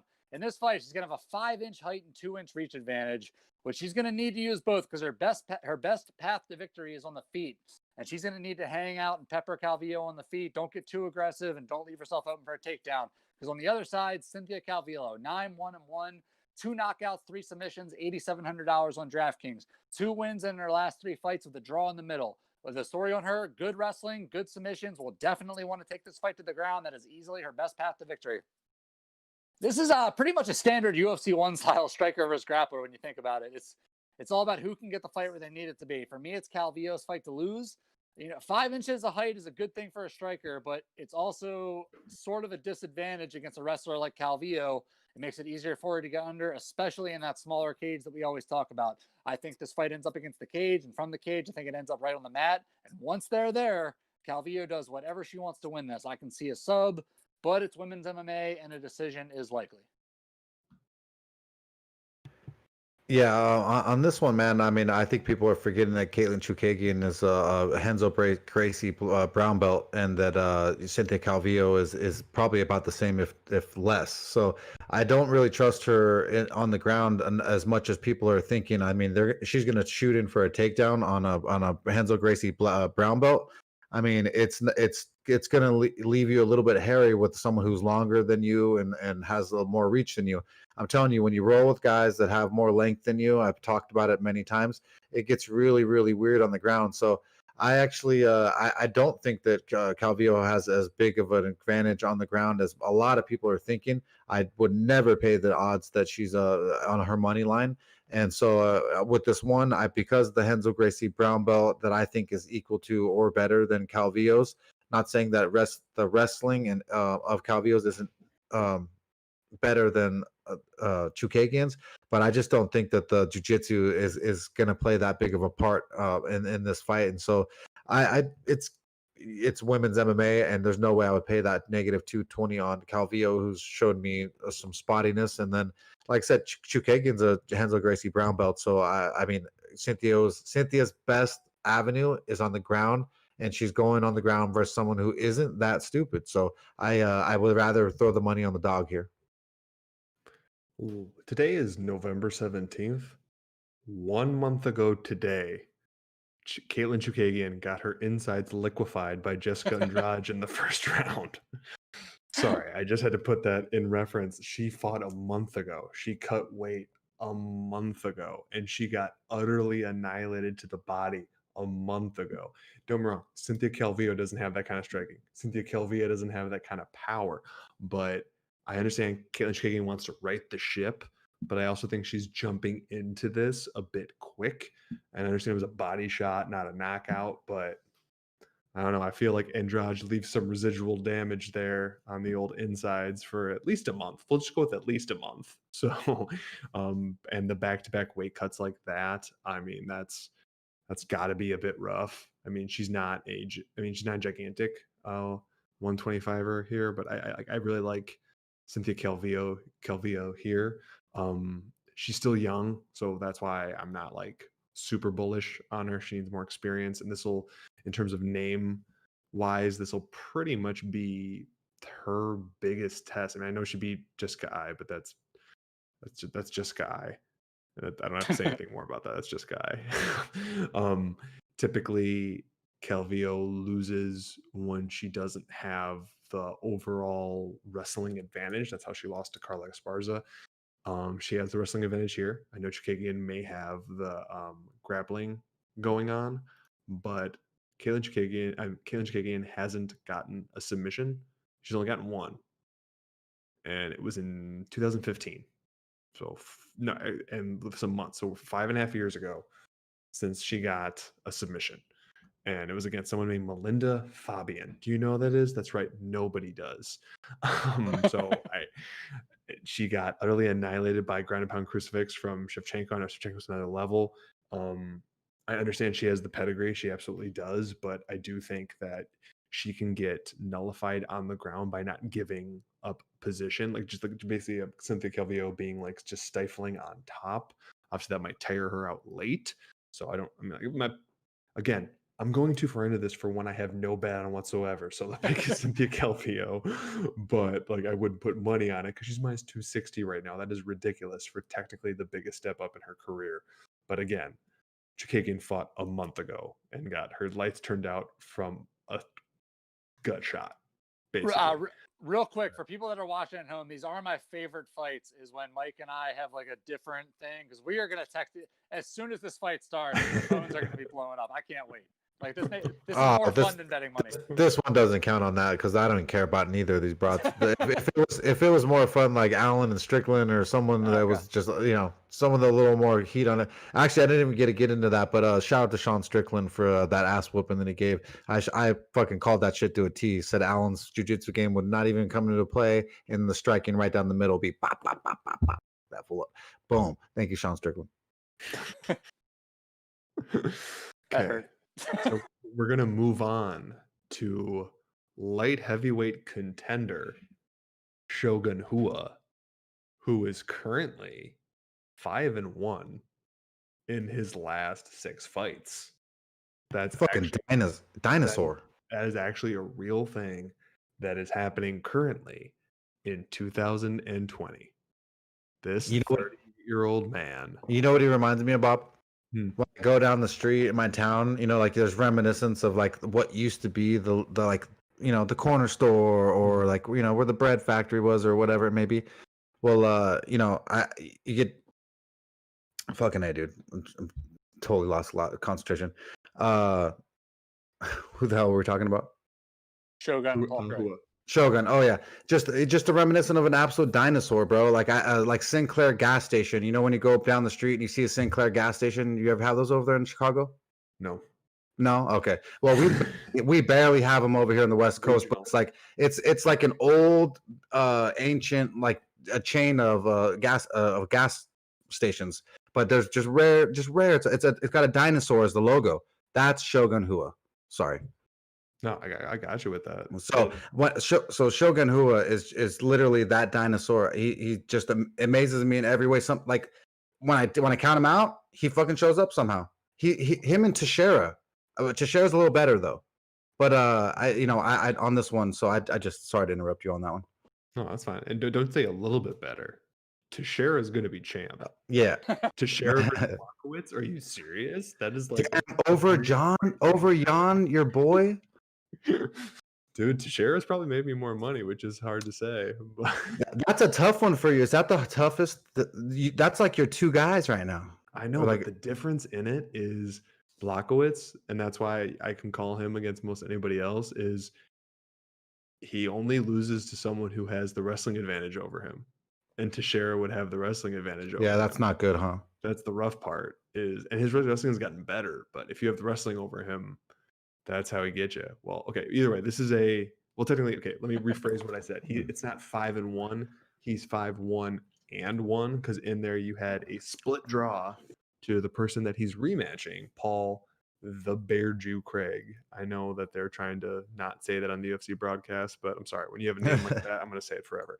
Hua is awesome. 145 against Craig, who's minus 165. Craig, like, I did not think he was going to turn into this when he first came into the UFC, getting like, I mean, he beat Luis Henrique da Silva, but I mean, at this point, who doesn't? But dude lost to Tyson Pedro, Khalil Roundtree, and then came back with that last second finish over Magomed Ankalaev. And then, like, after that, dude's kind of hit his groove. I mean, he still has some losses in there, but pretty much if you're if you're a ridiculous power puncher, you can get him out. But if you're not, dude just kind of lingers. And especially if you want to take him down, he has a great guard and he'll snatch you. I do think this one's going to be predominantly on the feet. I guess I'm just giving my breakdown now. Sure, why not? I don't care. I think it's gonna be way too close, and I almost want Hua to get the loss so he like takes it as a like sign that he should retire, because like we talked about it before about a few other fighters, dude, he is just straight being held together by duct tape. He has no knees, and he has just aged so much over the last couple of years. I mean, he can still take a pretty good shot, but I mean, like, I want him to just kind of fade away and not just go on like the bare knuckle circuit or random promotion, regional Brazilian promotion to get a payday. So I'm hoping that he can kind of sail off in the sunset. So here's hoping, like, if he gets a win and that does that, go team. But I don't know. I'm starting to lean Craig just because we don't get nice things in MMA. That's basically the whole policy there. Real Mike, Hua versus Craig. Yeah, you pretty much swayed me for my pick, because I was going back and forth, and it's just such a weird fight to pick. You know, I don't want Hua to fight anymore. I don't. I think that the UFC should have him as a coach at the PI Performance Center, and then have him like just inspiring young fighters and teaching them things that he's learned, and getting paid good money for it. I don't see why we're doing this to our legends, but we're here, and this is what it is. I don't see nice shiny things happening here. The UFC is not a nice place. They do not just do things and set people up very nice, unless you're Ronda Rousey or Conor McGregor and of the like. So I think that Paul Craig is just younger.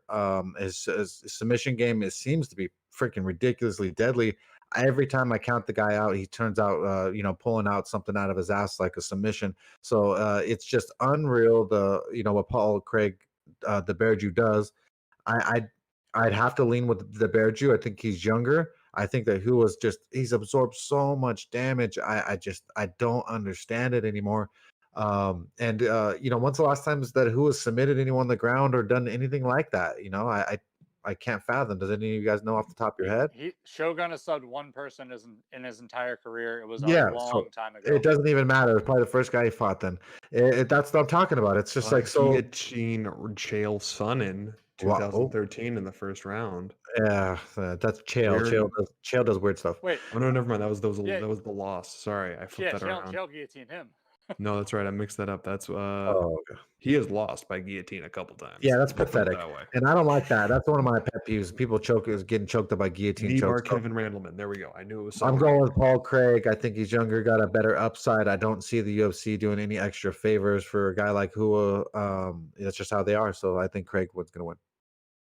Yeah, sorry. If you guys go back and check the video on this, when you guys started talking about dinosaurs, I checked out mentally for like 5 straight minutes. And I was just thinking about the ending of the movie The Wizard when Jimmy went back. Yeah. Sorry, I got really excited for a second. Yeah. You know, when he puts the picture of his family back in the I swear to God, I don't remember anything we talked about for about 5 straight minutes. I snapped back into it when one of you guys left. Anyway, I'm sorry. A young Ben Savage. Yeah, right? Savage. Fred Savage. Sorry, Fred. Sorry, Fred's the older brother. About the Wonder Years, baby. movie is like Game Wizard, and they have to play Super Mario Brothers 3 to like win and become a family. It's beautiful. Man, he was in such Christian Slater's in that movie. It's awesome. He's been in some killer shit, dude. Yeah. Anyway, he's a director now. Sorry. Badass director. So about this fight, I don't care. DraftKings, both guys scored 20 something points in their last outing in the draw. I expect this fight to be roughly the same exact thing, only somebody's going to actually get the win, which means about 50 points. So I don't care. I'm not going to play either one. It doesn't matter. Next fight. Yeah, I completely agree with just like all that. I already did my breakdown, and we have a unified breakdown of, frankly, we don't care. I'm sorry, Hua, just this fight, we don't. In the co-main event, you have, I mean, arguably the best female fighter, just period. I'm sorry. I think that she beat Amanda Nunes in the rematch, so I'm going to stick with this. Valentina Shevchenko is minus 1,300. She was minus 1,400 earlier in the week. Minus 1,300 versus Jennifer Maia, plus 850. And those are the odds. Mikey kills Shevchenko. I know she's super high on DraftKings, but Shevchenko versus Maia. Yeah, if you follow me on Twitter, you heard me talk about Shevchenko earlier. I was kind of laughing my ass off at $9,600 on DraftKings. It's outrageous.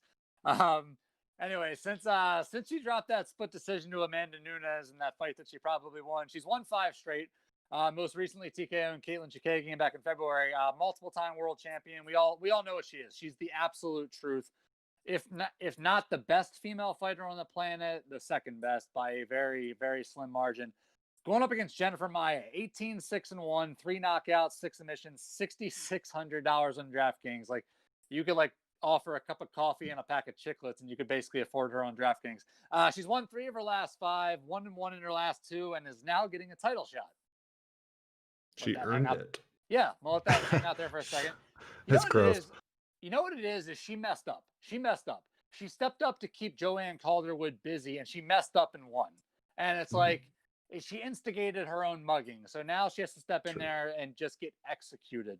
Well, better than her than JoJo, because we're a fan of JoJo over here at the MMA for Money show, always have been, and we don't need sweet JoJo getting her ass beat by my ninja warrior, future wife. Don't tell my lady. Yeah, no, like she goes in there, she gets the upset against Calderwood, and like random fact, upset, if you didn't know, it's named after a horse from 100 years ago. It beat, I believe the horse's name was Man of War, who was an undefeated racehorse, and that's how the term upset came to be. A little extra knowledge that you won't get anywhere from else. I heard that on Jeopardy a while ago. R.I.P. Alex Trebek. Anyway, this fight won't be particularly close. Maia isn't bad, but Shevchenko is great. And that's really what it comes down to. She does everything right. She's better everywhere. The only thing positive that I can say for Maia is she might make it to a decision. But at $9,600, I can't bring myself to play Shevchenko on DraftKings. There's people who are going to score just as many points underneath her on the card for about 500 or 600 less. But yeah, Shevchenko all day. Valentina is absolutely gonna whoop her ass. There's not gonna be no ands, ifs, or buts about it. Valentina's gonna just kick her ass all around the ring, do absolutely whatever she wants with her, and absolutely damage her. She has not earned this title shot. There's no way that she has earned this just by getting through JoJo. I love you, JoJo, but come on now. Even you know that you weren't going to get that championship shot. So either way, Valentina Shevchenko is absolutely unreal. She is, in every sense of the way, a mixed martial artist. She does this every day of her life. She's trying to learn how to kick, punch, choke, kill, shoot, hunt, everything. She does everything. I absolutely love the way that she is and the you know everything she inspires. So I think that Shevchenko, obviously the odds are they're terrible. You know what can I say about them? Maya has one chance. She's a BJJ black belt. She has 2 rounds, 1 and 2. When there's not moist and there's no sweat, and maybe possibly she could pull up a Hail Mary sub, but it's not happening. Valentina Shevchenko, she's the truth. She just absolutely devastates these girls, and she shows them and just outclasses them, and she does it in a very, very professional manner. I don't think that anyone gets by Shevchenko for a while. We shall see, but I think she just destroys Maya, does whatever she wants with her. Well, I just want to take a quick pause, just because for those of you listening, just listening now and not watching or participating within our chat, you heard us just drop some awesome knowledge about the amazing, amazing movie The Wizard. But if you're in the chat, you find out that someone in the chat is the wife of the guy who the movie was based on, who actually won the 1990 Nintendo World Championships. Shut up. I'm not even kidding, dude. Really? Yeah. So it's Yeah, that's nuts. Hey, Shout you out. can follow me at when you're Mikey not in the Gill. chat. You get to meet celebrities, basically. It's like, that's awesome. Yeah, If you're Jack- listening, cool. follow me. Yeah, it's Jackie girl, her husband. Her Yeah, it husband was her that- husband. that is, and she's the one in the chat. That is just awesome. So thank you for being in the chat. Thank you for participating. Yeah, that's an amazing movie. And the fact that it's like loosely based off your husband, that's fantastic. Okay, sorry. What are, I had to what break are away the for a odds? second. What I are know the odds of that. The odds of like bringing up that you go into the Wizard. I'm sorry. That's fantastic. Oh, sorry. He played in it. He didn't win it. He played in it. Sorry. Either way, Either way, Either way, it's amazing. that's still Not- awesome. Sorry. yeah. I'm like 1990. We're talking like RBI baseball. Like we're talking like all the good yeah. stuff. RBI Baseball is Original, fire, and TNC Surf on regular Nintendo, bro. The Yeah. original Teenage Mutant Ninja Turtles game. I played that one all the time. That's fire too. And Contra. Yeah, The fucking water level. Sorry. We're back to MMA. That water level. Oh my goodness. Sorry. We're moving on. Sorry. So back to Shevchenko, the co-main event here. Yeah, she's gonna style. Sorry, I keep bringing up the deserving thing because I think I heard DC talking about it's like, you know, both of these contenders earn these spots. I'm like, are you serious? They're both 1-1 in their last 2 and got to hop up because the original opponents dropped out, basically. Like that's how Alex Perez is in, because it was supposed to be Garbrandt, and Garbrandt tore a bicep because he's made of tissue paper. And like it's just what happened. Either way, Shevchenko's gonna do whatever she wants to do. The real question is she gonna get the finish or not? I think she's probably gonna get the finish, but sometimes she likes to play with her food because she's that much better, and she's getting to a point now that she could be a little safe and still clearly win because no one's on her level. So if there's an upset, we will be eating crow, but I highly doubt that's going to happen. We're going to move on to the main event. Obviously not as good as the original main event was because, oh man, I'm pretty sure that was before you were on the show, Mikey Gills, when they announced it, and me and Real Mike were talking about we couldn't wait till Davison Figueiredo fought Cody Garbrandt because it was going to be lined close, and Garbrandt was going to get killed because Figueiredo has just the amount of striking to flip the red switch in Garbrandt's head where he goes wild and just swings wildly and gets put out. But alas, we don't have that. Here's hoping we get that eventually. Davison Figueiredo was minus 320 versus Alex Perez at the plus 260.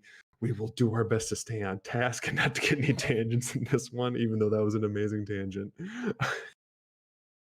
I don't even know who goes next, so I don't. So You want me to just think go? no, I since think it it's works me. better for going into DraftKings, we'll go with Real Mike first, and then we'll go to Mikey Gills, and then Mike Gills. After you give your take, you can go right into the DraftKings. I know, you know what, whatever. We'll just go through the whole thing because it's okay. This is getting very confusing. I apologize. I'll figure it out.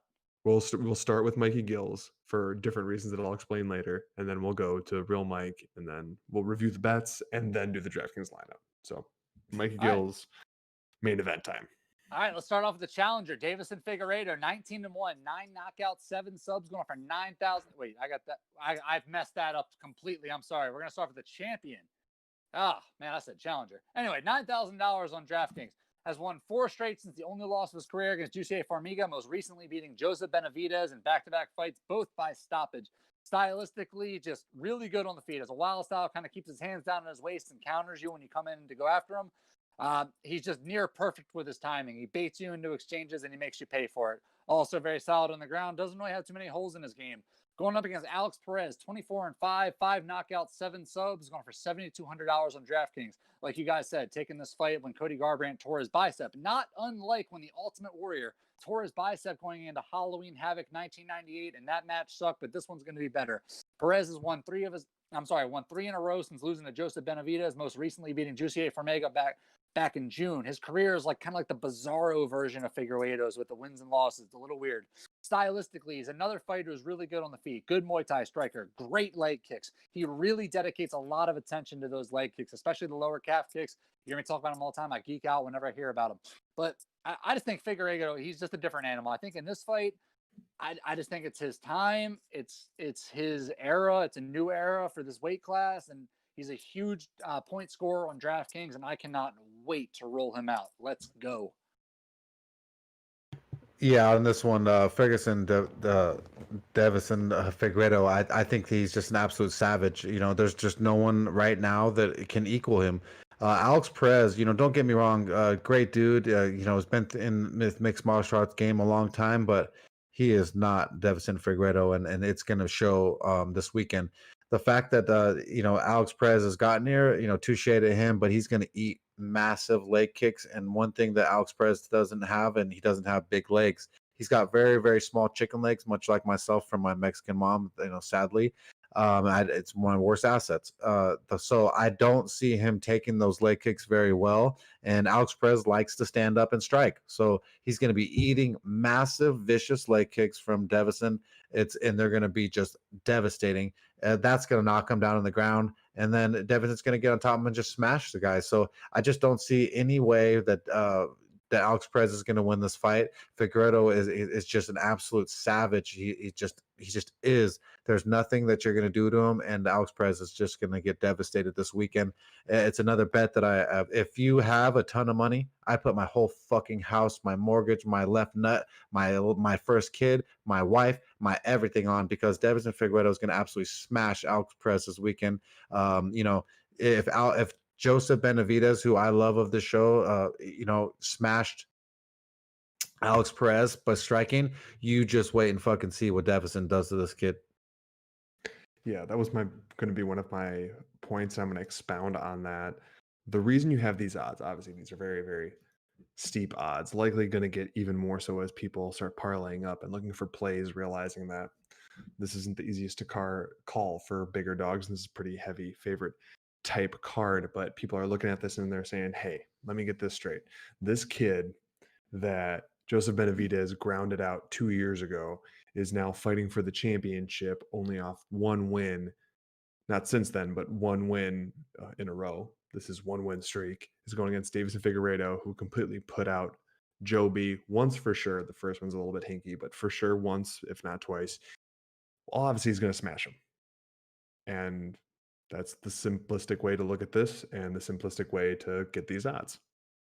And I 100% agree with it. It's pretty straightforward. It's not.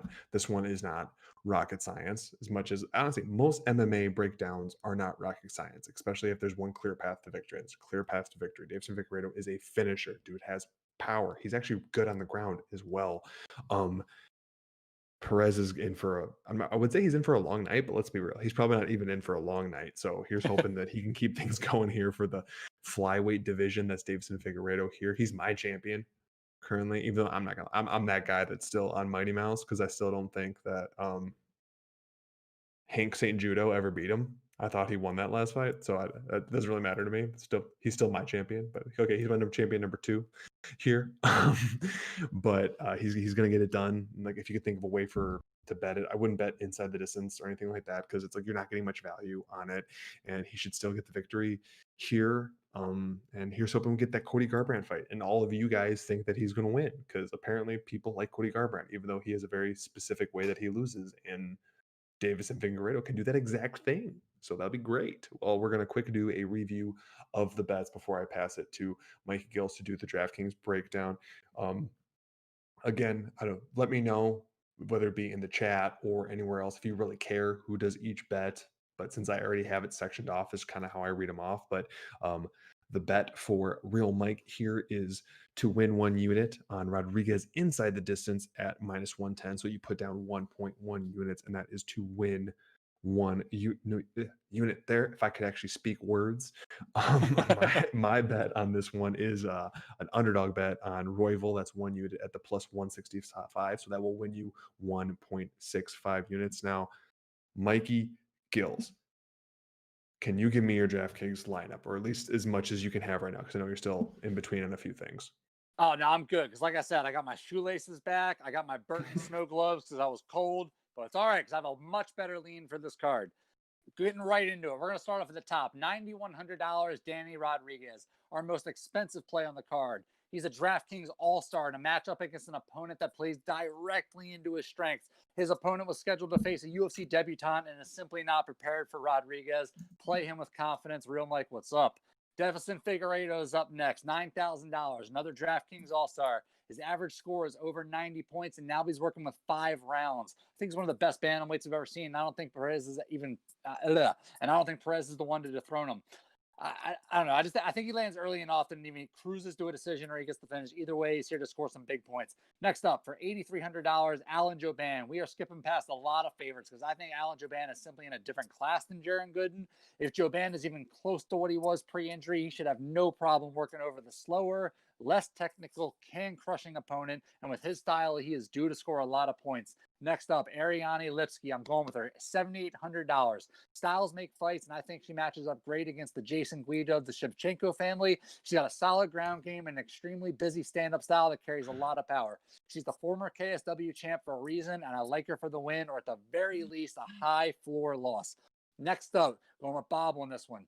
And again, we come up with these independently, so we're gelling right now. Brandon Royval, $7,600. I just think he's a little better everywhere. His BJJ is incredible, and he's a master scrambler. His stand-up's coming along, and while he does leave himself open, he uses that style like we were talking about earlier. He uses it to get in close. I think this could be a scramble fest with a lot of points on the ground.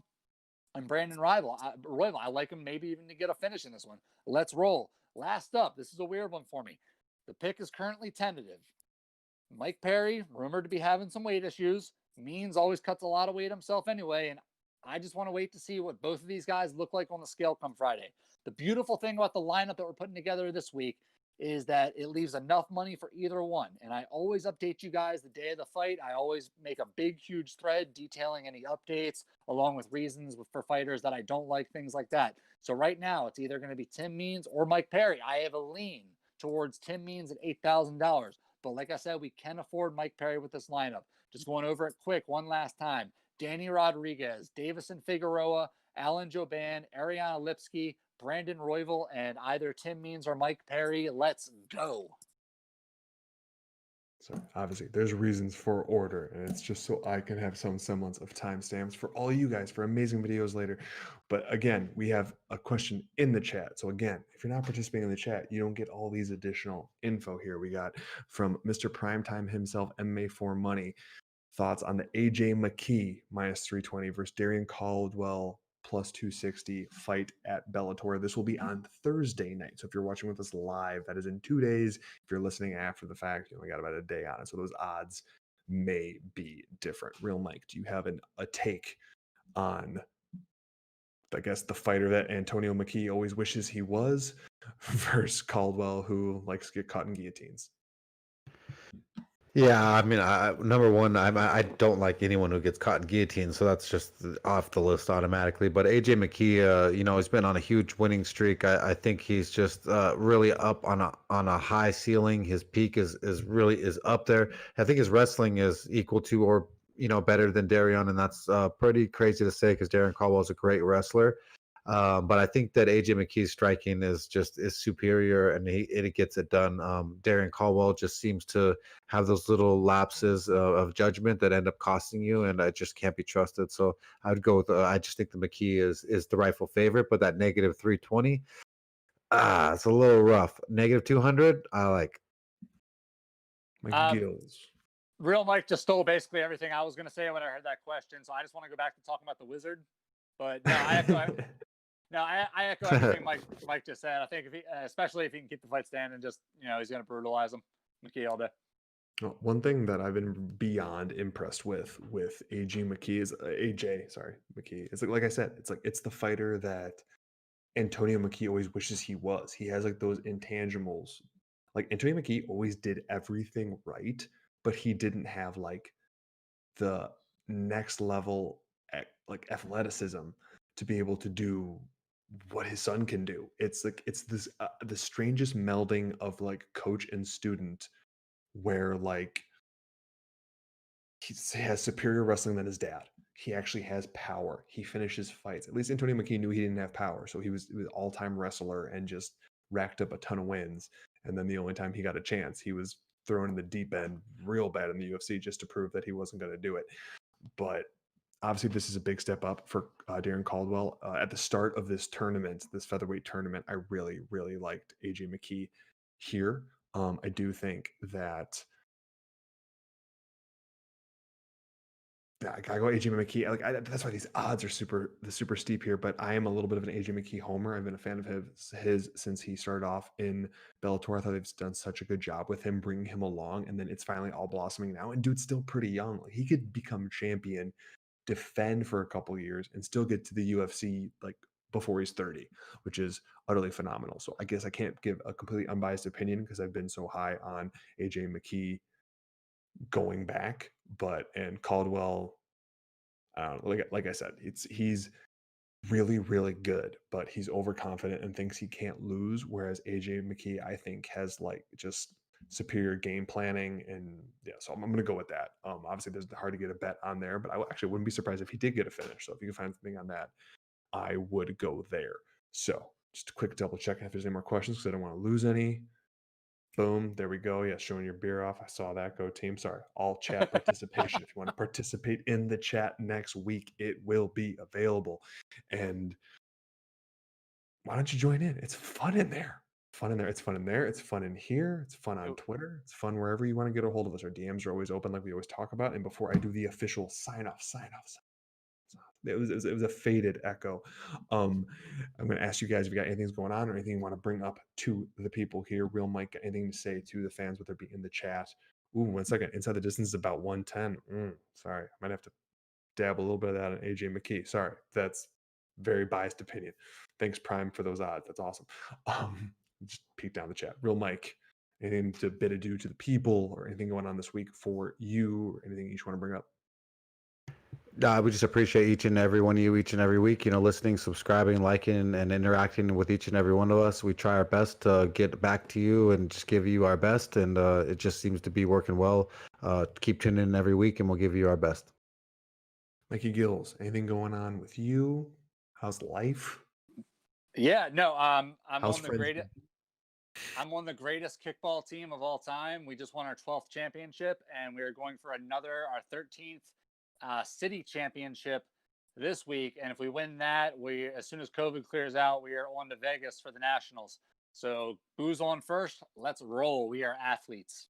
Is that going to be like a spin-off movie from Dodgeball? Because I'd watch that. Dude, you would be shocked at how serious people take it. Like, we are so strategic. It's crazy. I would imagine. I've watched Cornhole on ESPN. I see how seriously people take.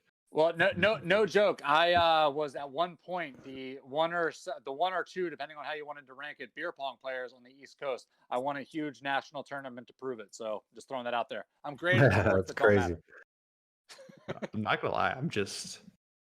I'm both impressed and like a little bit green with jealous rage right now. I went to New York and played in an entire tournament with it was all East Coast teams.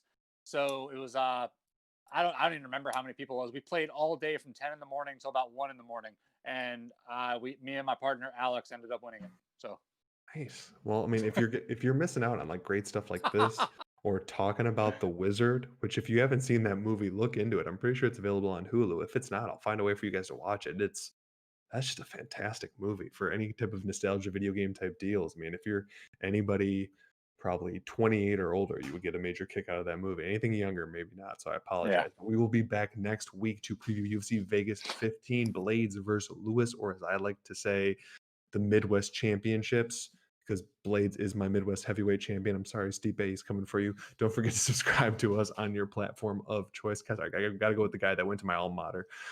If you please subscribe to us on Apple Podcasts, Spotify, Google Podcasts, Overcast Podcasts, RSS feed. Join us in the chat in future weeks to get any questions that you may have. Remember to subscribe to us on YouTube for the full-length shows, the tiny breakdowns, the DraftKings lineups, all that stuff we're trying to put out there for you guys, as much content as possible. Give it a thumbs up. I think I'm giving you a thumbs up, double thumbs up. Actually, don't give it double, because if you give it double, it'll take it away. So give it a triple, because then it'll come back in there and it'll count. Comment, share, and spread the word. And with that, let's roll.